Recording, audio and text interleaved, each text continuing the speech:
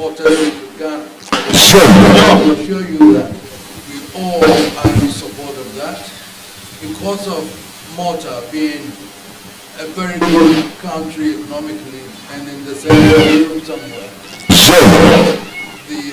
the affection and the love we shown to our immigrants in Malta, the flexibility that we dealt with them.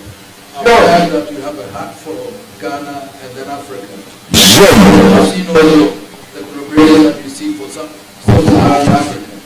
And I want to assure you that anything that we have to do to collaborate in relation to developing our two countries, which will be mutual, but mutually beneficial to our two countries, we would support to do that. Sure. My university here, Vancouver University of Science and Technology, I see the collaboration between that and University of Malta, Sure. so that we can exchange students as you do, and then even exchanging programs and all that, so that we can then advance further education. Sure.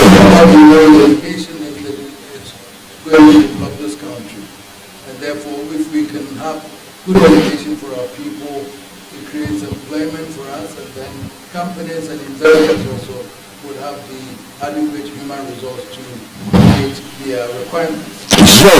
These are some of the areas that we think we can collaborate together, and I'm sure with your delegation here and the Permanent Joint Commission, I believe strongly that all the various issues will be brought up to bear. Tourism is one area that's vast, and tourism is another area that we have, but we haven't developed it further to enhance development in our country. Sure. We will be able to learn from you and your assistance to develop our tourism areas. It will help create employment, it will help create jobs for the people, and it will help our economy also. Sure. As Malta has done. So, whilst you are visiting, we want to assure you that these are areas that we also want to collaborate with Malta. Sure. I assure you that Ghana is ready. Investors from there could come here. There's stable democracy in this country.